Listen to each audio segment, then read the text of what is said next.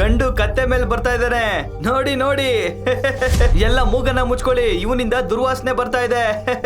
ಮೂಗ ಗಂಡು ಕತ್ತೆ ಮೇಲೆ ಬಂದು ತಲುಪಿದ. ಅವನ್ ತಲೆ ಮೇಲೆ ಪೇಟ ಇರ್ಲಿಲ್ಲ, ಕಾಲಲ್ಲಿ ಚಪ್ಪಲಿ ಇರ್ಲಿಲ್ಲ, ಶರ್ಟ್ ಬದಲು ಹರಿದು ಹೋಗಿರೋ ಬನಿಯನ್ ಹಾಕಿದ. ಇದನ್ನ ನೋಡಿ ಮದ್ವೆ ಹೆಣ್ಣು ಗಾಬರಿ ಆದ್ಲು. ಅಲ್ಲಿದ್ದ ಎಲ್ಲಾ ಅತಿಥಿಗಳು ಆಶ್ಚರ್ಯದಿಂದ ನೋಡ್ತಾ ಇದ್ರು. ಹಳದಿ ಹಲ್ಲುಗಳು, ಶೇವ್ ಮಾಡದೇ ಇರೋ ಗಡ್ಡ. ಈ ವರ ನೋಡೋಕೆ ಅಕ್ಷರಶಃ ಒಬ್ಬ ಭಿಕ್ಷುಕನಂತೆ ಇದ್ದ. ಡಾನ್ ಮುಖ್ತಾರ್ ಇದನ್ನ ಸೆಟ್ ಅಪ್ ಮಾಡಿ ಕರ್ಕೊಂಡ್ ಬಂದಿದ್ದ. ಈಗ ಅವನು ಆ ಹುಡುಗಿಯನ್ನ ಒಬ್ಬ ಭಿಕ್ಷುಕನ ಜೊತೆ ಮದ್ವೆ ಮಾಡ್ಕೋ ಅಂತ ಬಲವಂತ ಮಾಡ್ತಿದ್ದ. ಆದ್ರೆ ಒಂದು ವಿಷಯ ಮಾತ್ರ ಯಾರಿಗೂ ಅರ್ಥವಾಗ್ಲಿಲ್ಲ, ಈ ಭಿಕ್ಷುಕನ ಜೊತೆ ಈ ಹುಡುಗಿ ಹೇಗ್ ಸಂಸಾರ ಮಾಡ್ತಾಳೆ ಅಂತ. ಆದ್ರೆ ಆ ಭಿಕ್ಷುಕನ ನಿಜವಾದ ರೂಪ ಗೊತ್ತಾದ್ರೆ ಅಲ್ಲಿದ್ದ ಪ್ರತಿಯೊಬ್ಬರ ಆತ್ಮವೇ ನಡುಗಿ ಹೋಗುತ್ತದೆ. ಸಂಪೂರ್ಣ ಕಥೆಯನ್ನು ಗಮನವಿಟ್ಟು ಕೇಳಿ. ನಾನು ಯಾವತ್ತೂ ಈ ಭಿಕ್ಷುಕನ ಮದ್ವೆ ಆಗಲ್ಲ, ನನ್ ಕೈ ಬಿಡಿ. ಕೆಂಪು ಲೆಹೆಂಗ ಹಾಕಿಕೊಂಡಿದ್ದ ಹುಡುಗಿ ಶಿಲ್ಪ ಗೊಳೋ ಅಂತ ಅಳ್ತಿದ್ಲು. ಅವಳ ಚೀರಾಟ ಇಡೀ ಮದ್ವೆ ಮನೆಯಲ್ಲಿ ಕೇಳುತ್ತಿತ್ತು. ಅವಳಿಗೆ ಯಾರೂ ಸಹ ಸಹಾಯ ಮಾಡಲಿಲ್ಲ, ಯಾಕಂದ್ರೆ ಅಲ್ಲಿನ ದೊಡ್ಡ ಗುಂಡ ಮುಖ್ತಾರ್ ಗನ್ನನ್ನ ಶಿಲ್ಪಾಳ ತಮ್ಮ ರಾಹುಲ್ನತ್ತ ಹಿಡಿದು ನಿಂತಿದ್ದ. ಬೇಡ ಬೇಡ, ಪ್ಲೀಸ್ ಬೇಡ, ನನ್ ತಮ್ಮನ್ನ ಬಿಟ್ಬಿಡಿ. ನಿನ್ ದ್ವೇಷ ನನ್ ಮೇಲಲ್ವಾ, ನನ್ನ ಬೇಕಾದ್ರೆ ಸಾಯಿಸು. ಮುಖ್ತಾರ್ ಜೋರಾಗಿ ನಗಲು ಶುರು ಮಾಡ್ದ. ಅವನ ಕಣ್ಣುಗಳಲ್ಲಿ ದ್ವೇಷ ಮತ್ತು ಪ್ರತಿಕಾರ ಮಾತ್ರ ತುಂಬಿಕೊಂಡಿತ್ತು. ನೀನು ನನ್ನ ತಮ್ಮನ ಮದ್ವೆ ಆಗಿದ್ರೆ ಇಷ್ಟೆಲ್ಲ ಆಗ್ತಾನೆ ಇರ್ಲಿಲ್ಲ. ಇವತ್ತು ಈ ಸಿಟಿಗೆ ರಾಣಿ ತರ ಇರ್ಬೋದಿತ್ತು. ಆದ್ರೆ ನಿನ್ ಹಣೆ ಬರಹ, ಈ ಭಿಕ್ಷುಕನ್ನ ಮದ್ವೆ ಆಗ್ಬೇಕೀಗ. ಇದನ್ನ ಕೇಳಿದ ಶಿಲ್ಪಾಳ ತಂದೆ ರಾಜ್ದೀಪ್ ರಾಯ್ ಇಷ್ಟು ಹೊತ್ತು ಮಗಳ ಅಸಹಾಯಕತೆಯನ್ನ ನೋಡಿ ಕುಗ್ಗಿ ಹೋದ್ರು. ಎಲ್ಲರ ಮುಂದೆ ಅಳುತ್ತಾ ಭಯದಿಂದ ನಡುಗುತ್ತಾ ಮುಖ್ತಾರ್ನ ಕಾಲಿಗೆ ಬಿದ್ರು. ದಯವಿಟ್ಟು ಕ್ಷಮಿಸಿ, ನನ್ನಿಂದ ತಪ್ಪಾಗಿದೆ. ಈಗ ಎಲ್ರ ಮುಂದೆ ನಾನ್ ನಿಮ್ಮನ್ನ ಕ್ಷಮೆ ಕೇಳ್ತೀನಿ. ನನ್ನ ಮಗಳ ಜೀವನನ ಹಾಳು ಮಾಡಬೇಡಿ ಪ್ಲೀಸ್. ಕೆಲವು ತಿಂಗಳ ಹಿಂದೆ ಮುಖ್ತಾರ್ನ ತಮ್ಮ ಶಿಲ್ಪಾಗೆ ನನ್ನ ಜೊತೆ ಮದುವೆ ಆಗುವಂತ ಪ್ರಪೋಸ್ ಮಾಡಿದ್ದ. ಆದ್ರೆ ಶಿಲ್ಪ ಆಗಲ್ಲ ಅಂತ ಹೇಳಿದ್ದಕ್ಕೆ ಅವನು ಶಿಲ್ಪ ಜೊತೆ ಅಸಭ್ಯವಾಗಿ ವರ್ತಿಸಿದ್ದ. ಆಗ ಶಿಲ್ಪ ಅವನನ್ನ ಜೈಲಿಗೆ ಕಳಿಸಿದ್ಲು. ಅದೇ ಸೇಡಿಗಾಗಿ ಮುಖ್ತಾರ್ ಈ ಆಟ ರಚಿಸಿದ್ದ. ವಿಹಾನ್ನ ಮದುವೆ ಮೆರವಣಿಗೆ ಶಿಲ್ಪನ ಮನೆ ಕಡೆ ಬರುತ್ತಿತ್ತು. ಆಗ ಇದ್ದಕ್ಕಿದ್ದಂತೆ ಮುಖ್ತಾರ್ ಅದನ್ನ ತಡೆದು, ಈ ಮದ್ವೆ ಖಂಡಿತ ಆಗಲ್ಲ. ಇದನ್ನ ಕೇಳ್ತಿದ್ದಂತೆಯೇ ಅಲ್ಲೆಲ್ಲ ಮೌನ ಆವರಿಸಿತು. ಅಯ್ಯೋ, ಏನ್ ಹೇಳ್ತಾ ಇದ್ದೀರಾ? ಇವತ್ತು ನನ್ನ ಮಗನ ಮದ್ವೆ. ಈ ಮದ್ವೆ ಏನಾದ್ರೂ ಆದ್ರೆ ಗಂಡು ಜೀವಂತವಾಗಿ ಮನೆಗೆ ಹೋಗಲ್ಲ. ಸರ್, ನಾವು ಈಗ್ಲೇ ವಾಪಸ್ ಹೋಗ್ತೀವಿ. ಆದ್ರೆ ಮುಗ್ಧಾನ ಪ್ರತಿಕಾರ ಇಷ್ಟಕ್ಕೆ ನಿಲ್ಲಿಲ್ಲ. ಆಗ ಅವನ ಕಣ್ಣಿಗೆ ದೇವಾಲಯದ ಮೆಟ್ಟಿಲಿನಲ್ಲಿ ಕುಳಿತಿದ್ದ ಒಬ್ಬ ಭಿಕ್ಷುಕನ ಮೇಲೆ ಬಿತ್ತು. ಅವನ ಬಟ್ಟೆಗಳು ಹರಿದು ಗಲೀಜಾಗಿದ್ದವು. ತಲೆ ಕೂದಲು ಮತ್ತು ಗಡ್ಡ ತುಂಬಾ ಬೆಳೆದಿತ್ತು. ಬಸ್ಯ, ಆ ಭಿಕ್ಷುಕನನ್ನ ಇಲ್ಲಿಗೆ ಕರ್ಕೊಂಡ್ ಬಾ. ಕುದುರೆ ಮೇಲೆ ಕೂರ್ಸು. ಇವನೇ ಶಿಲ್ಪನ ಮದ್ವೆ ಆಗೋ ಗಂಡು. ಮೆರವಣಿಗೆಯಲ್ಲಿ ಬಂದೂಕು ಹಿಡಿದು ಗುಂಡಾಗಳು ಕುಣಿಯುತ್ತಿದ್ದರು. ಕುದುರೆಯ ಮೇಲೆ ಕುಳಿತಿದ್ದ ಭಿಕ್ಷುಕ ಮಾತ್ರ ಗೊಂದಲದಲ್ಲಿದ್ದ. ಏನಾಗ್ತಾ ಇದೆ ಅಂತ ಅವನಿಗೆ ಅರ್ಥವಾಗುತ್ತಿರಲಿಲ್ಲ. ಬ್ಯಾಂಡ್ ಮತ್ತು ಗುಂಡಿನ ಸದ್ದಿನ ನಡುವೆ ಭಿಕ್ಷುಕನ ಮೆರವಣಿಗೆ ಶಿಲ್ಪ ಮನೆಗೆ ತಲುಪಿತು. ನಂತರ ಶಿಲ್ಪ ಈ ಮದುವೆಗೆ ನಿರಾಕರಿಸಿದಾಗ ಮುಖ್ತಾರ್ ರಾಹುಲ್ನ ತಲೆಗೆ ಬಂದೂಕು ಇಟ್ಟು ಹೇಳಿದ, ನಿನ್ ತಮ್ಮನ್ನ ಜೀವ ಉಳಿಸ್ಬೇಕು ಅಂತಂದ್ರೆ ನೀನು ಈ ಭಿಕ್ಷುಕನನ್ನ ಮದ್ವೆ ಮಾಡ್ಕೊಳ್ಳೇಬೇಕು. ನಾನು ಮದ್ವೆ ಆಗ್ತೀನಿ. ಅವಳು ಹಾಗೆ ಹೇಳ್ತಾ ಇದ್ದ ಹಾಗೆ ಮುಖ್ತಾರ್ ಮುಖದಲ್ಲಿ ಕ್ರೂರವಾದ ನಗು ಮೂಡಿತು. ಅಷ್ಟೇ ಅಲ್ಲ, ನಿನ್ನ ಗಂಡ ಆಗೋನು ನಿನಗೆ ಏನು ಹೇಳಲ್ಲ, ಯಾಕಂದ್ರೆ ಅವನು ಮೂಗ. ಇದನ್ನು ಕೇಳಿದ ಶಿಲ್ಪ ಆ ಭಿಕ್ಷುಕನನ್ನ ನೋಡಿದಳು. ಉಳಿದವರು ಅವನ ಕೊಳಕು ಬಟ್ಟೆ ಮತ್ತು ಮಲಿನ ದೇಹವನ್ನ ಮಾತ್ರ ನೋಡಿದರು. ಆದ್ರೆ ಶಿಲ್ಪ ಕಣ್ಣು ಅವನ ಮುಗ್ಧ ಕಣ್ಣುಗಳ ಮೇಲೆ ಬಿತ್ತು. ಇಂದು ಈ ಬಡವ ಗೂಂಡಗಳ ಬಲೆಗೆ ಸಿಕ್ಕಿದ್ದ ಅಂತ ಅವಳಿಗೆ ಗೊತ್ತಾಯ್ತು. ಏ ಬಸ್ಯ, ಹುಡುಗನನ್ನ ಕರ್ಕೊಂಡ್ ಬಾ. ಹುಡುಗಿಗೆ ಕಾಯಕ್ಕಾಗ್ತಿಲ್ಲ ಅನ್ಸುತ್ತೆ. ಬಾ ಮುನ್ನ, ಇವತ್ತು ನಿನ್ ಮದ್ವೆ. ನೋಡು ಎಷ್ಟು ಬ್ಯೂಟಿಫುಲ್ ಆಗಿರೋ ಹುಡುಗಿ, ಅದೃಷ್ಟವಂತ ನೀನು. ಬಸ್ಯ ಭಿಕ್ಷುಕನ ಕೈ ಹಿಡಿದು ಸ್ಟೇಜ್ ಕಡೆ ಎಳೆಯಲು ಪ್ರಯತ್ನಿಸಿದ. ಆದರೆ ಭಿಕ್ಷುಕ ತನ್ನ ಕೈಯನ್ನು ಜೋರಾಗಿ ಬಿಡಿಸಿಕೊಂಡು, ಏ ಕತ್ತೆ, ನಿನ್ನ ಅದೃಷ್ಟ ಬದಲಾಯಿಸಕ್ಕೆ ನಾವು ಬಂದ್ರೆ ನೀನೇನೋ, ನಡಿ ಬೇಗ, ಹಸೆ ಮನೆ ಮೇಲೆ ಕೂತ್ಕೋ. ಭಿಕ್ಷುಕ ಮುಖ್ತಾರ್ನ ಮಾತು ಕೇಳ್ತಾ ಇದ್ದ ಹಾಗೆ ಮುಖ್ತಾರ್ ಒಂದು ಕ್ಷಣ ವೇಸ್ಟ್ ಮಾಡದೆ ಅವನ ಕೆನ್ನೆಗೆ 3-4 ಬಾರಿಸಿದ. ಭಿಕ್ಷುಕನ ಬಾಯಿಂದ ರಕ್ತ ಬಂತು. ಅವನು ಮೂಕನಾಗಿದ್ದರಿಂದ ನೋವಿನಿಂದ ಕಿರಿಚಲೂ ಆಗಲಿಲ್ಲ. ಮಂಟಪದಲ್ಲಿದ್ದ ಜನರಿಗೆ ಆ ಭಿಕ್ಷುಕನ ಮೇಲೆ ಕರುಣೆ ಮೂಡಿತು. ಶಿಲ್ಪ ಕಣ್ಣುಗಳು ಭಯ ಮತ್ತು ನೋವಿನಿಂದ ತುಂಬಿಕೊಂಡಿತು. ಇವಳನ್ನ ನೋಡಿ ಇವನಿಗೆ ಕರುಣೆ ಬರ್ತಾ ಇದೆ ಅನ್ಸುತ್ತೆ. ಅದಕ್ಕೆ ಇವಳನ್ನ ಮದ್ವೆ ಆಗಿ ಇವಳು ಬಾಳ್ ಯಾಕೆ ಹಾಳು ಮಾಡ್ಬೇಕು ಅಂತ ಇರ್ಬೇಕು. ಹಾಗಾದ್ರೆ ಇವಾಗ ಏನ್ ಮಾಡೋಣ ಬಾಸ್? ಇಷ್ಟು ಬೇಗ ಇನ್ನೊಬ್ಬ ಭಿಕ್ಷುಕನು ಸಿಗೋದಿಲ್ಲ. ಕೇಳೋ ಭಿಕ್ಷುಕ, ಈ ಹುಡುಗ ಇವನ ಅಕ್ಕನ ಕಾರಣದಿಂದ ಬದುಕಿದಾನೆ. ಆದ್ರೆ ನೀನ್ ಹೀಗೆ ಹಠ ಮಾಡಿದ್ರೆ ಅವನ್ ಪಕ್ಕಾ ಸಾಯ್ತಾನೆ, ಗೊತ್ತಾಯ್ತಾ? ಮುಖ್ತಾರ್ನ ಈ ಮಾತು ಕೇಳ್ತಿದ್ದಂತೆ ಭಿಕ್ಷುಕನ ಮುಖ ಬದಲಾಯಿತು. ಅವನ ಕಣ್ಣುಗಳಲ್ಲಿ ಆತಂಕ ಕಾಣಿಸಿತು. ಮೊದಲು ರಾಹುಲ್ನತ್ತ, ನಂತರ ಶಿಲ್ಪನತ್ತ ನೋಡಿದ. ಶಿಲ್ಪಗೂ ಈಗ ಅವನು ಅಸಹಾಯಕತೆ ಸಂಪೂರ್ಣವಾಗಿ ಅರ್ಥವಾಯಿತು. ಏನಾಯ್ತು? ನನ್ ಮಾತು ಅರ್ಥ ಆಗ್ತಾ ಇಲ್ವಾ ನಿಂಗೆ? ಇವನ್ನ ಈಗ್ಲೇ ಶಿವನ್ ಪಾದಕ್ಕೆ ಕಳಿಸ್ಲಾ? ಮುಖ್ತಾರ್ ತನ್ನ ಚಾಕುವನ್ನ ರಾಹುಲ್ನ ಕುತ್ತಿಗೆ ಬಳಿ ಇಟ್ಟ. ಅಷ್ಟೇ ಭಿಕ್ಷುಕ ಸ್ವತಃ ಮಂಟಪದ ಕಡೆ ನಡೆದು ಬಂದ. ಏಯ್ ಪುರೋಹಿತ್ರೆ, ಮಂತ್ರಗಳನ್ನ ಶುರು ಮಾಡಿ. ಪುರೋಹಿತರು ಭಯಭೀತರಾಗಿ ಮಂತ್ರವನ್ನ ಪಠಿಸಿದರು. ಮದುವೆ ಮುಗಿಯಿತು. ತನ್ನ ಮದುವೆಯ ಬಗ್ಗೆ ಶಿಲ್ಪ ಎಷ್ಟು ಕನಸುಗಳನ್ನ ಕಂಡಿದ್ದಳು. ಆದರೆ ಇಂದು ಅವಳ ಅಸಹಾಯಕತೆ ಅವಳನ್ನು ಒಬ್ಬ ಭಿಕ್ಷುಕನನ್ನ ಮದುವೆಯಾಗುವಂತೆ ಮಾಡಿತು. ಮದುವೆಗೆ ಬಂದಿದ್ದ ಎಲ್ಲ ಗಣ್ಯರ ಮುಂದೆ ಶಿಲ್ಪ ಮತ್ತು ಅವಳ ಕುಟುಂಬದ ಮಾನ ಗೌರವ ಮಣ್ಣಾಯಿತು. ಕಂಗ್ರ್ಯಾಚುಲೇಷನ್ಸ್ ರೈ ಅವ್ರೆ, ಇವತ್ತು ನಿಮ್ಮ ಮೊಮ್ಮಗಳು ಗೌರವ ಜಾಸ್ತಿ ಮಾಡಿದಾಳೆ. ಮುಕ್ತಾರ್ ರಾಹುಲ್ ಅನ್ನ ಬಿಟ್ಟು ಹೊರಡಲು ತಿರುಗಿದ. ಆದರೆ ಅವನಿಗೆ ಏನೋ ನೆನಪಾಯಿತು. ಅವನು ಶಿಲ್ಪ ಬಳಿಗೆ ಮತ್ತೆ ಬಂದು, ನನ್ನ ಮತ್ತೆ ನನ್ನ ತಮ್ಮನ್ನ ಎದುರಾಕೊಂಡ್ರೆ ಏನಾಗುತ್ತೆ ಅಂತ ಗೊತ್ತಾಯ್ತಲ್ವಾ? ಇನ್ಮೇಲೆ ಹುಷಾರಾಗಿರು. Happy married life, first night enjoy ಮಾಡು. ಇದನ್ನು ಹೇಳಿ ಮುಕ್ತಾರ್ ಜೋರಾಗಿ ನಕ್ಕು ತನ್ನ ಗುಂಪಿನೊಂದಿಗೆ ಅಲ್ಲಿಂದ ಹೊರಟ. ಅವನು ಹೋದ ತಕ್ಷಣ ಶಿಲ್ಪ ಅಲ್ಲೇ ಪ್ರಜ್ಞೆ ತಪ್ಪಿ ಬಿದ್ದಳು. ನನ್ ಮಗಳಿಗೆ ಏನಾಯ್ತು? ಯಾರಾದ್ರೂ ಬನ್ನಿ ಪ್ಲೀಸ್. ಹೆದರ್ಬೇಡಿ, ಜಾಸ್ತಿ ಸ್ಟ್ರೆಸ್ ಆಗಿರೋದಕ್ಕೆ ಪ್ರಜ್ಞೆ ತಪ್ಪಿದೆ. ಸ್ವಲ್ಪ ಹೊತ್ತಲ್ಲೇ ಇವಳಿಗೆ ಎಚ್ಚರ ಆಗುತ್ತೆ. ಇದನ್ನು ಕೇಳಿ ರಾಹುಲ್ ತನ್ನ ಅಕ್ಕನನ್ನ ಎತ್ತಿಕೊಂಡು ಒಳಗೆ ಕರೆದುಕೊಂಡು ಹೋದ. ಅಲ್ಲಿದ್ದ ಸಂಬಂಧಿಕರು ತಮ್ಮ ನಗುವನ್ನ ತಡೆದುಕೊಂಡು ಒಬ್ಬೊಬ್ಬರಾಗಿ ಅಲ್ಲಿಂದ ಹೊರಟರು. ಅದೇ ಅವಕಾಶವನ್ನ ಬಳಸಿಕೊಂಡ ಮೂಕ ಭಿಕ್ಷುಕ ಕೂಡ ಸುಮ್ಮನೆ ಅಲ್ಲಿಂದ ದೇವಾಲಯದ ಕಡೆ ನಡೆದು ಹೋದ. ಸ್ವಲ್ಪ ಹೊತ್ತಿನ ನಂತರ ಪ್ರಜ್ಞೆ ಬಂದ ತಕ್ಷಣ ಶಿಲ್ಪ ಅಳಲು ಆರಂಭಿಸಿದಳು. ಅಳ್ಬೇಡ ಶಿಲ್ಪ, ಆ ಭಿಕ್ಷುಕನಿಂದ ಬೇಗ ಡಿವೋರ್ಸ್ ಕೊಡ್ತೀವಿ. ಆದ್ರೆ ಶಿಲ್ಪ ಈಗಾಗಲೇ ಒಂದು ದೃಢ ನಿರ್ಧಾರ ಮಾಡಿದ್ಲು. ಅವಳು ತನ್ನ ಕಣ್ಣೀರನ್ನ ಒರೆಸ್ಕೊಂಡು ಹೀಗೆ ಹೇಳಿದ್ಲು, ಏನೇ ಆಗ್ಲಿ ತಾತ, ಅವ್ನ್ ಯಾರೇ ಆಗಿರ್ಲಿ ನನ್ ಜೊತೆ ಅಗ್ನಿ ಸಾಕ್ಷಿಯಾಗಿ ಸಪ್ತಪದಿ ತುಳ್ದಿದಾನೆ, ನನ್ಗೆ ತಾಳಿ ಕಟ್ಟಿದಾನೆ. ಇವತ್ತಿಂದ ಅವನೇ ನನ್ ಗಂಡ. ಈ ಮದುವೆಗೆ ನಾನ್ ಸಂಪೂರ್ಣ ಅರ್ಥ ಕೊಡ್ಬೇಕು. ಇದನ್ನು ಹೇಳಿದ ಶಿಲ್ಪಾಳ ಚಿಕ್ಕಮ್ಮ ಸರಳ ಹೇಳಿದಳು, ಅಯ್ಯೋ ಏನ್ ಹೇಳ್ದಮ್ಮ, ಇವಳೊಬ್ಳು ಸತಿ ಸಾವಿತ್ರಿ. ಆ ಭಿಕ್ಷುಕ ಈ ಮನೆಗೆ ಕಾಲಿಡೋ ಹಾಗಿಲ್ಲ, ನಮ್ ಮನೆ ಒಳಗಡೆ ಬರೋ ಹಾಗೂ ಇಲ್ಲ. ನಿನ್ಗೆ ಅವನ್ ಮೇಲೆ ಅಷ್ಟೊಂದು ಪ್ರೀತಿ ಇದ್ರೆ ನೀನು ಬೇಕಾದ್ರೆ ಅವನ್ ಜೊತೆ ಹೋಗಿ ದೇವಸ್ಥಾನದಲ್ಲಿ ಒಂದು ಪ್ಲೇಟ್ ಹಿಡ್ಕೊಂಡು ಕೂತ್ಕೋ. ಮತ್ತೊಂದೆಡೆ ಈ ಕುಟುಂಬದ ಗದ್ದಲದಿಂದ ದೂರ ಆ ಭಿಕ್ಷುಕ ದೇವಸ್ಥಾನಕ್ಕೆ ಹಿಂದಿರುಗಿ ತನ್ನ ಪಾತ್ರೆಯೊಂದಿಗೆ ಅಲ್ಲೇ ಕುಳಿತುಕೊಂಡ. ಇಲ್ಲಿ ಭಿಕ್ಷುಕನ ಜೊತೆ ಹೀಗೆಲ್ಲ ಆಯಿತು ಅಂತ ಯಾರೂ ನಂಬೋ ತರ ಇರ್ಲಿಲ್ಲ. ಮರುದಿನ ಶಿಲ್ಪ ಮತ್ತು ಅವಳ ಕುಟುಂಬ ಪೂಜೆ ಮಾಡೋದಕ್ಕೆ ದೇವಸ್ಥಾನಕ್ಕೆ ಬಂದ್ರು. ಅವರನ್ನ ಕಂಡ ಭಿಕ್ಷುಕ ಮರದ ಹಿಂದೆ ಅಡಗಿಕೊಂಡ. ಆದರೆ ಶಿಲ್ಪಾಳ ಕಣ್ಣುಗಳು ಮಾತ್ರ ಅವನನ್ನೇ ಹುಡುಕುತ್ತಿದ್ದವು. ಆದರೆ ಭಿಕ್ಷುಕ ಯಾರ ಕಣ್ಣಿಗೂ ಬೀಳಲು ಬಯಸಲಿಲ್ಲ. ಶಿಲ್ಪ ಮತ್ತು ಅವಳ ಕುಟುಂಬ ದೇವಸ್ಥಾನದ ಮೆಟ್ಟಿಲುಗಳನ್ನ ಹತ್ತುತ್ತಿದ್ದಂತೆ 3-4 ದೊಡ್ಡ ಕಾರುಗಳು ಅಲ್ಲಿಗೆ ಬಂದು ನಿಂತವು. ಅವುಗಳಿಂದ 20 ಗೂಂಡಗಳು ಇಳಿದರು. ಅವರ ಜೊತೆ ಮುಕ್ತಾರ್ನ ತಮ್ಮ ರಜತ್ ಕೂಡ ಬಂದ.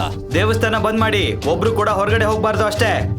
ಜನರಿಗೆ ಏನಾಗುತ್ತಿದೆ ಎಂದು ಅರ್ಥವಾಗುವ ಮುನ್ನವೇ ಗೂಂಡಗಳು ದೇವಸ್ಥಾನವನ್ನ ಸಂಪೂರ್ಣವಾಗಿ ಸುತ್ತುವರೆದರು. ರಜತ್ 2 ಗೂಂಡಗಳೊಂದಿಗೆ ಮೆಟ್ಟಿಲುಗಳನ್ನ ಹತ್ತಿ ದೇವಸ್ಥಾನದ ಒಳಗೆ ಹೋದ. ಶಿಲ್ಪ ಕಣ್ಣು ಮುಚ್ಚಿಕೊಂಡೇ ದೇವಸ್ಥಾನದ ಪ್ರದಕ್ಷಿಣೆ ಹಾಕುತ್ತಿದ್ದಳು. ಇದ್ದಕ್ಕಿದ್ದಂತೆ ಯಾರೋ ತನ್ನ ಮುಂದೆ ನಿಂತಿರುವ ಅನುಭವವಾಯಿತು. ಅವಳು ಕಣ್ಣು ತೆರೆದಳು. ಎದುರು ನಿಂತಿದ್ದನ್ನ ನೋಡಿ ಅವಳಿಗೆ ಆಶ್ಚರ್ಯ ಆಯ್ತು. ಈಗ ನಿಂಗೇನ್ ಬೇಕು? ನಿಮ್ಮಣ್ಣ ಮುಕ್ತಾರ್ ನನ್ ಜೀವನನ ಹಾಳು ಮಾಡಿದಾನೆ. ನೀನ್ ಯಾಕೆ ಬಂದಿದ್ಯಾ? ನನ್ನ ಅಣ್ಣ ನಿನ್ನ ಒಬ್ಬ ಭಿಕ್ಷುಕನಿಂದ ಮದುವೆ ಮಾಡಿಸಿದಾನೆ ಅಂತ ಗೊತ್ತಾಯ್ತು. ಆದ್ರೆ ನಾನು ಆ ಮದುವೆನ ಒಪ್ಪಲ್ಲ. ಇದೇ ದೇವಸ್ಥಾನದಲ್ಲಿ ಇವತ್ತು ನಾನ್ ನಿನ್ನ ಮದುವೆ ಮಾಡ್ಕೊತೀನಿ. ಮತ್ತೆ ಇವತ್ತೇ ನಮ್ಮ ಫಸ್ಟ್ ನೈಟ್. ಶಿಲ್ಪಳ ಮೈಯೆಲ್ಲ ನಡುಕ ಉಂಟಾಯ್ತು. ಅವಳು ಅಲ್ಲಿಂದ ತನ್ನ ಮನೆಯವರ ಕಡೆಗೆ ಓಡಿದಳು. ರಜತ್ ಅವಳ ಹಿಂದೆ ಓಡಿ ಬಂದ. ಅವಳ ಕೈ ಹಿಡಿದ. ದೇವಸ್ಥಾನದಲ್ಲಿದ್ದ ಯಾರಿಗೂ ಮುಕ್ತಾರ್ನ ತಮ್ಮನನ್ನ ತಡೆಯುವ ಧೈರ್ಯ ಇರಲಿಲ್ಲ. ಶಿಲ್ಪ ತನ್ನ ಸಂಪೂರ್ಣ ಶಕ್ತಿಯಿಂದ ಪ್ರಯತ್ನಿಸಿದರೂ ಅವನ ಹಿಡಿತದಿಂದ ಕೈ ಬಿಡಿಸಿಕೊಳ್ಳಲು ಸಾಧ್ಯವಾಗಲಿಲ್ಲ. ಅವತ್ತು ನನ್ ಕೆನ್ನೆಗೆ ಹೊಡೆದಿದ್ದು ಇದೇ ಕೈ ಅಲ್ವಾ? ದೇವರ ಮೇಲೆ ಆಣೆ ಮಾಡಿದ್ದೆ, ಆ ಬೆಣ್ಣೆ ಅಂತ ಮೃದುವಾದ ಕೈಯನ್ನ ಹಿಡಿಬೇಕು ಅಂತ. ಆದರೆ ಅವನ ತಮ್ಮ ಮಾತು ಮುಗಿಸುವ ಮುನ್ನವೇ ದೇವಸ್ಥಾನವಿಡೀ ಅವನ ನೋವಿನ ಕಿರುಚಾಟದಿಂದ ಮುಳುಗಿತು. ಶಿಲ್ಪ ರಜತ್ನ ಕೈಗೆ ಎಷ್ಟು ಬಲವಾಗಿ ಕಚ್ಚಿದಳು ಅಂದ್ರೆ ರಕ್ತ ಬಂತು. ರಜತ್ನ ಹಿಡಿತ ಸಡಿಲವಾಯಿತು. ಶಿಲ್ಪ ಅವನನ್ನ ತಳ್ಳಿ ಮೆಟ್ಟಿಲುಗಳ ಕಡೆಗೆ ಓಡಿದಳು. ರಜತ್ ಕೋಪದಿಂದ ಕೆಂಡ ಕಾರುತ್ತಿದ್ದ. ಆ ನನ್ನೇ ಕಷ್ಟಿಯ ಪ್ರೀತಿಯಿಂದ ಹೇಳಿ ನನಗೂ ಸಾಕಾಯ್ತು. ಇವಾಗ ನೋಡು ನಾನು ಏನ್ ಮಾಡ್ತೀನಿ ಅಂತ. ಹೀಗೆಂದು ರಜತ್ ಹಾಕಿ ಸ್ಟಿಕ್ ಹಿಡಿದು ಶಿಲ್ಪಾಳ ಹಿಂದೆ ಓಡಿದ. ಶಿಲ್ಪ ಗಾಬರಿಯಿಂದ ಓಡುತ್ತಿದ್ದಳು. ಆತುರದಲ್ಲಿ ಅವಳ ಕಾಲು ಎಡವಿ ಮೆಟ್ಟಿಲು ಮೇಲೆ ಓಡುತ್ತಿದ್ದಾಗ ಬಿದ್ದಳು. ರಜತ್ ಅವಳ ಬಳಿಗೆ ಬಂದು ಕೋಪದಿಂದ ಕಿರುಚಿದ. ನನ್ನ ಜೊತೆನೆ ಆಟ ಆಡ್ತ್ಯಾ? ಇವಾಗ ನಿನ್ ತಲೆ ಹೊಡಿತೀನಿ, ನೋಡ್ತಾ ಇರೋ. ಹೀಗೆಂದು ರಜತ್ ತನ್ನ ಹಾಕಿ ಸ್ಟಿಕ್ ಎತ್ತಿದ. ಶಿಲ್ಪ ಭಯದಿಂದ ಕಣ್ಣು ಮುಚ್ಚಿದ್ದಳು. ತಪ್ಪಿಸಿಕೊಳ್ಳಲು ಯಾವುದೇ ದಾರಿಯಿಲ್ಲ ಅಂತ ಅವಳಿಗೆ ಗೊತ್ತಿತ್ತು. 2 ಸೆಕೆಂಡ್ ಕಳೆದವು, 3 ಸೆಕೆಂಡ್ ಕಳೆದವು. ಆದರೆ ಹಾಕಿ ಸ್ಟಿಕ್ ಅವಳ ಮೇಲೆ ಬೀಳಲಿಲ್ಲ. ಏನಾಯ್ತು ಎಂದು ಅರ್ಥವಾಗದೆ ಅವಳು ಕಣ್ಣು ತೆರೆದಳು. ಎದುರಿನ ದೃಶ್ಯ ನೋಡಿ ಬೆಚ್ಚಿ ಬಿದ್ದಳು. ರಜತ್ ಅವಳನ್ನ ನೋಡದೆ ಬೇರೆ ಯಾರಿಗೋ ನಿರಂತರವಾಗಿ ಹೊಡೆಯುತ್ತಿದ್ದ. ಆ ಭಿಕ್ಷುಕನ ತಲೆಯಿಂದ ರಕ್ತ ಹರಿಯುತ್ತಿತ್ತು. ಆಗ ರಜತ್ ಕೂಡ ಗಮನಿಸಿದ. ಅವನು ಭಿಕ್ಷುಕನತ್ತ ನೋಡಿ ಹಾಕಿ ಸ್ಟಿಕ್ ಸೈಡ್ಗೆ ತೆಗೆದು ಹೇಳಿದ, ಓ ಇವನೇ ನಿನ್ ಗಂಡನ? ಹಾಗಾದ್ರೆ ತುಂಬಾ ಚೆನ್ನಾಗಿದೆ. ಈಗ ಇವಳು ವಿಧವೆ ಆಗ್ತಾಳೆ. ಆಮೇಲೆ ನಾನು ಇವಳ ಜೊತೆ ಫಸ್ಟ್ ನೈಟ್ ಮಾಡ್ಕೋತೀನಿ. ವಿಧವೆಗಳಿಗೆ ಬಾಳ್ ಕೊಡೋದು ಎಷ್ಟು ಒಳ್ಳೆ ಕೆಲಸ ಅಲ್ವಾ? ಆದರೆ ರಕ್ತದಲ್ಲಿ ತೇಲುತ್ತಿದ್ದ ಆ ಭಿಕ್ಷುಕ ಇದ್ದಕ್ಕಿದ್ದಂತೆ ಮುಂದೆ ಜಿಗಿದು ರಜತ್ನನ್ನ ಎಷ್ಟು ಬಲವಾಗಿ ತಳ್ಳಿದ ಅಂದ್ರೆ ಅವನು ಮೆಟ್ಟಿಲುಗಳಿಂದ ಕೆಳಗೆ ಉರುಳಿ ಬಿದ್ದ. ಅವನ ದೇಹದಿಂದ ರಕ್ತ ಬಂತು. ಅವನು ನೋವಿನಿಂದ ಕಿರುಚಲು ಶುರು ಮಾಡಿದ. ಅಷ್ಟರಲ್ಲಿ ಒಂದು ಪೊಲೀಸ್ ಜೀಪ್ ಅಲ್ಲಿಗೆ ಬಂದು ನಿಂತಿತ್ತು. ಪೊಲೀಸರನ್ನ ಕಂಡು ಶಿಲ್ಪಾ ಮತ್ತು ಅವಳ ಕುಟುಂಬಕ್ಕೆ ನೆಮ್ಮದಿ ಸಿಕ್ಕಿತು. ಅವರು ಪೊಲೀಸರ ಕಡೆಗೆ ಓಡಿದರು. ಇನ್ಸ್ಪೆಕ್ಟರ್ಗೆ ಎಲ್ಲವನ್ನ ಹೇಳಲು ಮುಂದಾಗುತ್ತಿದ್ದಂತೆ ಅವರು ಹೇಳಿದರು, ಈ ಭಿಕ್ಷುಕನನ್ನ ಅರೆಸ್ಟ್ ಮಾಡಿ ಸ್ಟೇಷನ್ಗೆ ಕರ್ಕೊಂಡು ಹೋಗಿ. ಮೇಡಮ್, ನೀವು ಮನೆಗೆ ಹೋಗಿ, ಇದು ಪೊಲೀಸ್ ವಿಷಯ. ಈ ಭಿಕ್ಷುಕ ಮುಕ್ತಾರ್ ಬಾಯಿನ ತಮ್ಮನ ಮೇಲೆ ಹಲ್ಲೆ ಮಾಡಿದಾನೆ. ಆದ್ರೆ ಇನ್ಸ್ಪೆಕ್ಟರ್ ಸರ್, ಅವನು ನನ್ನ ಕಾಪಾಡಿದಾನೆ. ಶಿಲ್ಪಾ ಇನ್ನು ಏನೋ ಹೇಳುವಷ್ಟರಲ್ಲಿ ಅವಳ ಚಿಕ್ಕಮ್ಮ ಸರಳ ಮಧ್ಯ ಬಂದು ಹೀಗೆಂದು ಹೇಳಿದರು. ಒಂದ್ ಕೆಲ್ಸ ಮಾಡು, ನೀನು ಇವನ್ ಜೊತೆಗೆ ಹೋಗು. ಜೈಲಲ್ಲಿ ಕೂತ್ಕೊಂಡು ಅವನ್ ಜೊತೆ ಕಂಬಿ ಎಣ್ಸೋ. ಹೀಗೆಂದು ಸರಳ ಬಲವಂತವಾಗಿ ಶಿಲ್ಪಾಳ ಕೈ ಹಿಡಿದು ಅಲ್ಲಿಂದ ಕರೆದುಕೊಂಡು ಹೋದರು. ಪೊಲೀಸರು ಭಿಕ್ಷುಕನನ್ನ ಬಂಧಿಸಿದ್ರು. ಅವನು ಯಾವುದೇ ಪ್ರತಿರೋಧ ಮಾಡದೆ ಮೌನವಾಗಿ ಅವರ ಜೊತೆ ಹೋದ. ಪೊಲೀಸರು ಆ ಭಿಕ್ಷುಕನನ್ನ ಬಂಧಿಸಿದ್ರು. ಅವನು ಮೌನವಾಗಿ ಅವರ ಜೊತೆ ಠಾಣೆಗೆ ಹೋದ. ಇನ್ಸ್ಪೆಕ್ಟರ್ ತನ್ನ ಬೆಲ್ಟ್ ಅನ್ನು ಎತ್ತಿಕೊಳ್ಳುತ್ತಿದ್ದಂತೆ ಸ್ಟೇಷನ್ ಬಾಗಿಲು ಧಡಕ್ ಎಂದು ತೆರೆದುಕೊಂಡಿತು. ನಿನಗೆ ಕೆಲಸ ಬೇಕು ಅಂದ್ರೆ ಈಗಲೇ ನಿಲ್ಸು ಇನ್ಸ್ಪೆಕ್ಟರ್. ಬನ್ನಿ ಹಾಸ್ಪಿಟಲ್ಗೆ ಹೋಗೋಣ. ತುಂಬಾ ಏಟ್ ಆಗಿದೆ ನಿಮ್ಗೆ. ನೀನ್ ಯಾರನ್ನ ಅರೆಸ್ಟ್ ಮಾಡಿದ್ಯಾ ಅಂತ ಗೊತ್ತಾ? ನಿಮ್ಮ ಯೂನಿಫಾರ್ಮ್ ಕಳಿಸುವ ಪರಿಸ್ಥಿತಿ ಬರುತ್ತೆ ಅಷ್ಟೇ. ಬನ್ನಿ ಮೊದಲು ಆಸ್ಪತ್ರೆಗೆ ಹೋಗೋಣ. ಜೈ ಹಿಂದ್ ಸರ್. ಈ ಭಿಕ್ಷುಕ ಇವನು ಮುಕ್ತಾರ್ ಬಾಯಿಯ ಅಂದ್ರೆ ಏನ್ ಸರ್? ಇವನು ಆ ದೇವಸ್ಥಾನದ ಕಮಿಷನರ್ ತನ್ನ ಮೊಬೈಲ್ ತೆಗೆದು ಇನ್ಸ್ಪೆಕ್ಟರ್ಗೆ ಏನು ತೋರಿಸಿದರು. ಅದನ್ನು ನೋಡುತ್ತಿದ್ದಂತೆ ಇನ್ಸ್ಪೆಕ್ಟರ್ ಭಯದಿಂದ ನಡುಗತೊಡಗಿದ. ಶೌರ್ಯ ರಾಥೋರ್ ಇಲ್ಲಿ. ದಯವಿಟ್ಟು ನನ್ನ ಕ್ಷಮಿಸಿ. ನೀವು ಹೇಳಿದ ಕೆಲಸ ಏನ್ ಬೇಕಾದ್ರೂ ಮಾಡ್ತೀನಿ. ನೀವ್ ಯಾರು ಅಂತ ಯಾಕೆ ಸರ್ ಮೊದಲೇ ಹೇಳಿಲ್ಲ? ತಕ್ಷಣವೇ ಅವರು ಭಿಕ್ಷುಕನನ್ನ ಬಿಡುಗಡೆ ಮಾಡಿ ತಮ್ಮದೇ ಚಪ್ಪಲಿಂದ ತಮ್ಮನ್ನೇ ಹೊಡೆಯಲು ಶುರು ಮಾಡಿಕೊಂಡರು. ನನಗೇನು ಆಗಿಲ್ಲ. ಮತ್ತೊಂದು ವಿಷಯ, ನಾನು ಯಾರು ಅಂತ ಯಾರಿಗೂ ಕೂಡ ಗೊತ್ತಾಗಬಾರ್ದು. ಸರಿ. ಭಿಕ್ಷುಕ ಶೌರ್ಯ ಅಲ್ಲಿಂದ ಹೊರಟು ಮತ್ತೆ ದೇವಸ್ಥಾನದ ಮುಂದೆ ಬಂದು ತನ್ನ ತಲೆಯ ಗಾಯಕ್ಕೆ ಸ್ವಲ್ಪ ಮಣ್ಣನ್ನ ಹಚ್ಚಿಕೊಂಡ. ತನ್ನ ಪಾತ್ರೆಯೊಂದಿಗೆ ಮೌನವಾಗಿ ಕುಳಿತುಕೊಂಡ. ಇದೇ ಸಮಯದಲ್ಲಿ ಶಿಲ್ಪಾ ತನ್ನ ಮನೆಯ ಬಾಲ್ಕನಿಯಿಂದ ಅವನನ್ನ ನೋಡಿದಳು. ಅವಳಿಗೆ ಆಘಾತವಾಯಿತು. ನನ್ನಿಂದ ನಿಮ್ಗೆ ಹೀಗಾಯ್ತು. ಪ್ಲೀಸ್ ನನ್ನ ಕ್ಷಮಿಸಿ. ನಮ್ಮ ಮನೆಗ್ ಬನ್ನಿ, ಅಲ್ಲೇ ಇರಿ. ಶೌರ್ಯ ಏನು ಮಾತಾಡಲಿಲ್ಲ. ಸುಮ್ಮನೆ ಎದ್ದು ಅವಳ ಜೊತೆಗೆ ನಡೆದ. ಅವರು ಮನೆಯ ಬಾಗಿಲಿಗೆ ತಲುಪುತ್ತಿದ್ದಂತೆಯೇ ಸರಳ ಅವರ ದಾರಿ ತಡೆದಳು. ಇಷ್ಟು ಗಬ್ಬು ನಾರ್ತಾ ಇರೋ ಭಿಕ್ಷುಕನನ್ನ ಮನೆ ಒಳಗಡೆ ಕರ್ಕೊಂಡ್ ಬಂದ್ರೆ ಇವನನ್ನ ಚಪ್ಲಿಲ್ ಹೊಡಿತೀನಿ. ಇದಕ್ಕೆಲ್ಲ ನೀನೇ ಕಾರಣ ಶಿಲ್ಪಾ. ಯಾರು ಹೇಳಿದ್ರು ಇವ್ನ್ಗೆ ಮುಕ್ತಾರ್ ತಮ್ಮನ್ನ ಎದುರು ಹಾಕೋ ಅಂತ? ಚಿಕ್ಕಮ್ಮ, ಇವ್ ನನ್ ಜೀವ ಕಾಪಾಡಿದಾನೆ. ಹೊರಗಿನ ಗದ್ದಲ ಕೇಳಿ ಮನೆಯವರೆಲ್ಲ ಗೇಟಿನ ಕಡೆ ಓಡಿ ಬಂದರು. ಅಲ್ಲಿನ ದೃಶ್ಯ ನೋಡಿ ತಾತ ಬೆಚ್ಚಿಬಿದ್ದರು. ಆದರೆ ಸರಳ ಮಾತ್ರ ಮಾತನಾಡುತ್ತಲೇ ಇದ್ದಳು. ಸಾಕು ಸರಳ, ನಿನ್ನ ಮಗಳ ಜಾಗದಲ್ಲಿ ಶಿಲ್ಪಾ ಇದ್ದಿದ್ರೆ ಆ ಗುಂಡನಿಗೆ ಕೊಟ್ಟು ಮದುವೆ ಮಾಡ್ತಾ ಇದ್ಯಾ? ಶಿಲ್ಪಾ ಮಾಡಿದ್ದು ಕರೆಕ್ಟ್ ಆಗಿದೆ. ನಿನಗೇನಾದ್ರೂ ಸಮಸ್ಯೆ ಇದ್ರೆ ಈ ಮನೆ ಬಿಟ್ಟೆ ಹೋಗು. ರಾಹುಲ್, ಅವನನ್ನ ಕರ್ಕೊಂಡು ಹೋಗಿ ಒಳ್ಳೆ ಬಟ್ಟೆ ಕೊಡ್ಸು. ಇದನ್ನು ಕೇಳಿ ಎಲ್ಲರಿಗೂ ಆಶ್ಚರ್ಯವಾಯಿತು. ಸರಳ ಸುಮ್ಮನೆ ಒಳಗೆ ಹೋದಳು. ತಾತ ಶಿಲ್ಪಗೆ ಭಿಕ್ಷುಕನ ಗಾಯಗಳಿಗೆ ಔಷಧಿ ಹಚ್ಚಲು ಹೇಳಿದರು. ನಂತರ ತನ್ನ ಮೊಮ್ಮಗ ರಾಹುಲ್ನನ್ನ ಕರೆದು, ಹಾ ತಾತ. ಸ್ವಲ್ಪ ಸಮಯದ ನಂತರ ರಾಹುಲ್ ತನ್ನ ಬೈಕ್ನಲ್ಲಿ ಭಿಕ್ಷುಕ ಶೌರ್ಯನನ್ನ ಕರೆದುಕೊಂಡು ಮಾಲಿಗೆ ಹೋದ. ಆರಂಭದಲ್ಲಿ ಮಾಲ್ನ ಭದ್ರತಾ ಸಿಬ್ಬಂದಿ ಶೌರ್ಯನನ್ನ ನೋಡಿ ಒಳಗೆ ಬಿಡಲಿಲ್ಲ. ಆದರೆ ರಾಹುಲ್ ಯಾವ ಕುಟುಂಬದವನು ಎಂದು ತಿಳಿದ ನಂತರ ಅವನ ಜೊತೆ ಶೌರ್ಯನನ್ನು ಒಳಗೆ ಬಿಡಲಾಯಿತು. ಇದನ್ನ ನೋಡು, ಒಳಗಡೆ ಹೋಗಿ ಇದನ್ನ ಟ್ರೈ ಮಾಡು ನೋಡು, ಆಯ್ತಾ? ಮಾತನಾಡುತ್ತಾ ರಾಹುಲ್ ಒಂದು ಚೇಂಜಿಂಗ್ ರೂಮಿನ ಬಾಗಿಲು ತೆರೆದು ಒಳಗೆ ನೋಡಿದ. ಆಗಲೇ ಅವನ ಮಾತು ನಿಂತು ಹೋಯಿತು. ಬಾಗಿಲು ತೆರೆದ ತಕ್ಷಣ ಒಳಗಿನಿಂದ ಒಬ್ಬ ಹುಡುಗಿಯ ಕಿರುಚಾಟ ಕೇಳಿಸಿತು. ಯಾರಾದ್ರೂ ಹೆಲ್ಪ್ ಮಾಡಿ. ರಾಹುಲ್ ತಕ್ಷಣ ಸಾರಿ ಎಂದು ಹೇಳಿ ಬಾಗಿಲು ಮುಚ್ಚಿದ. ಆ ಹುಡುಗಿ ಬಾಗಿಲು ಲಾಕ್ ಮಾಡಿದೆ ಬಟ್ಟೆ ಬದಲಾಯಿಸುತ್ತಿದ್ದಳು. ರಾಹುಲ್ ಹಿಂದಿರುಗಿ ನೋಡಿದಾಗ ಭಿಕ್ಷುಕ ಶೌರ್ಯ ಯಾವುದೋ ಚೇಂಜಿಂಗ್ ರೂಮಿಗೆ ಹೋಗಿದ್ದನು. ರಾಹುಲ್ ಹೊರಗೆ ಬಂದ. ಅಷ್ಟರಲ್ಲಿ ಒಬ್ಬ ಗಟ್ಟಿಮುಟ್ಟಾದ ಕುಸ್ತಿಪಟುವಿನಂತೆ ಕಾಣುವ ವ್ಯಕ್ತಿ ಅವನ ದಾರಿ ತಡೆದು ಹೇಳಿದ, ಏನಯ್ಯ, ನನ್ ಗರ್ಲ್ ಫ್ರೆಂಡ್ ಡ್ರೆಸ್ ಚೇಂಜ್ ಮಾಡ್ತಾ ಇದ್ರೆ ಡೋರ್ ಓಪನ್ ಮಾಡಿ ನೋಡ್ತೀಯಾ? ಬಾಯಿ ಮುಚ್ಚು. ನನ್ನ ಗರ್ಲ್ ಫ್ರೆಂಡ್ ಕಾಲಿಗೆ ಬಿದ್ದು ಕೇಳ್ಕೋ ಸಾರಿ ಅಂತ. ಯಾಕೆ? ಇದ್ರಲ್ಲಿ ನನ್ ತಪ್ಪೇನು ಇಲ್ಲ. ಚೇಂಜಿಂಗ್ ರೂಮ್ ಡೋರ್ ಲಾಕ್ ಅವಳೇ ಮಾಡಿರ್ಲಿಲ್ಲ. ಆಗ ನಾನು ಯಾರು ಇಲ್ಲ ಅನ್ಕೊಂಡೆ. ಹಾಗಾದ್ರೆ ರೆಡಿ ಆಗು ಎಂದು ಹೇಳುತ್ತಾ ಆ ಹುಡುಗ ರಾಹುಲ್ಗೆ ಹೊಡೆಯಲು ಕೈ ಎತ್ತಿದ. ಆದರೆ ಯಾರೋ ಅವನ ಕೈಯನ್ನ ಹಿಡಿದರು. ಅವನು ಹಿಂದಿರುಗಿ ನೋಡಿ ಬೆಚ್ಚಿ ಬಿದ್ದ. ಏನು ಭಿಕ್ಷುಕ ಮಾಲ್ ನಲ್ಲಿ? ನೀನ್ ಹೇಗೆ ಒಳಗಡೆ ಬಂದೆ? ಕೊಳ್ತು ಹೋಗಿರೋ ಮೊಟ್ಟೆ ತರ ವಾಸನೆ ಬರ್ತಾ ಇದೆ. ನನ್ ಕೈ ಹೇಗೆ ಹಿಡ್ಕೊಂಡೆ? ನಾನ್ ಯಾರು ಅಂತ ಗೊತ್ತಾ? ಸಲೀಂ ಬಾಯ್ ಅವ್ರ ತಮ್ಮ. ಮುಟ್ಟೋಕ್ ಎಷ್ಟೋ ಧೈರ್ಯ ನಿನ್ಗೆ?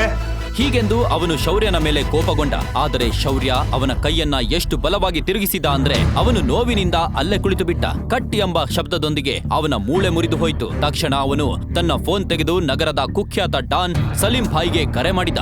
ಸಲೀಂ ಭಾಯ್ನ ಹೆಸರು ಕೇಳುತ್ತಿದ್ದಂತೆಯೇ ಮಾಲ್ನಲ್ಲಿ ಗೊಂದಲ ಉಂಟಾಯಿತು. ಎಲ್ಲರೂ ಓಡತೊಡಗಿದರು. ಆದರೆ ಶೌರ್ಯ ಮಾತ್ರ ಅಲ್ಲೇ ನಿಂತಿ. ಸಲೀಂ ಭಾಯ್, ಒಬ್ಬ ಭಿಕ್ಷುಕ ನನ್ ಮೇಲೆ ಕೈ ಎತ್ತಿದ್ದಾನೆ, ಅವನನ್ನ ಎತ್ತು ಬಿಡಬೇಕು. ಶೌರ್ಯ ಮೌನವಾಗಿಯೇ ನಿಂತಿದ್ದ. ರಾಹುಲ್ನ ಕಾಲುಗಳು ನಡುಗುತ್ತಿದ್ದವು. ಅವನು ಬೆವರಿನಲ್ಲಿ ನೆಂದು ಹೋಗಿದ್ದ.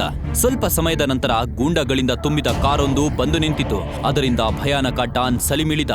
ಬಂದ ತಕ್ಷಣ ಗಾಳಿಯಲ್ಲಿ ಒಂದು ಗುಂಡು ಹಾರಿಸಿದ. ಮುಂದೆ ಏನಾಗಲಿದೆ?